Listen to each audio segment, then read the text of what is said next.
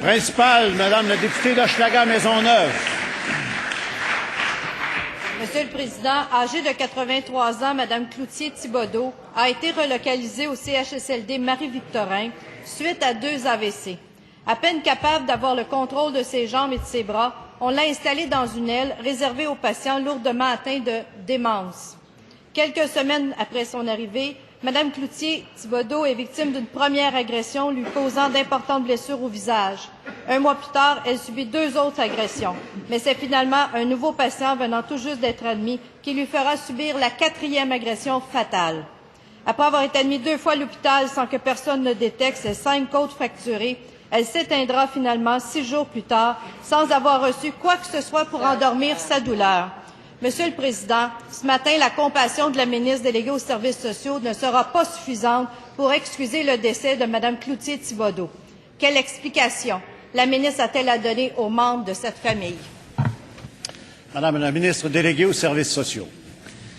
Je pense effectivement que toute réponse aujourd'hui, Monsieur le Président, doit nécessairement débuter par de la compassion. Je pense que le Québec, quand il entend parler, les citoyens, les Québécois et Québécoises, quand entendent parler de situations aussi tragiques, Monsieur le Président, évidemment témoignent de tristesse et témoignent de compassion. Ceci étant dit, Monsieur le Président, évidemment, il y a des mesures qui sont en place dans nos centres d'hébergement de soins de longue durée et qu'on doit mettre en place et observer, bien entendu. Actuellement, au moment où on se parle, Monsieur le Président, il y a une enquête du coroner qui a été demandée par le médecin. Également, la Direction générale, de même que l'ensemble des employés qui travaillent dans le CHSLD Marie-Victorin, je n'ai pas besoin de vous le dire, sont très touchés, sont très saisis, sont affectés par cette situation-là. On a mis des mesures en place et évidemment, ça va suivre son cours, Monsieur le Président. Première complémentaire, Madame la députée d'Hochelaga-Maisonneuve. Monsieur le Président, Mme Gisèle Cloutier-Thibodeau est décédée après avoir été sauvagement battue.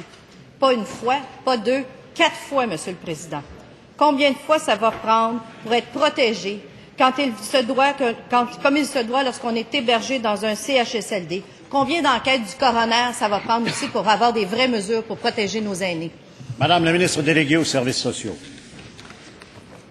Monsieur le Président, il y a des mesures qui avaient été mises en place à partir des premiers événements qui sont survenus dans ce centre d'hébergement de soins de longue durée, Marie-Victorin. Et évidemment, la situation s'est empirée, on le sait tous aujourd'hui. Je tiens à dire que la Direction générale a même demandé l'aide de psychogériatres pour venir les seconder, les conseiller également. Ceci étant dit, il n'y a personne qui prend ça à la légère aujourd'hui. Ça, je tiens à rassurer cette Chambre sur cette question. Il y a une enquête interne qui a été commandée par la Direction générale. Évidemment, je vais suivre ça de très, très près.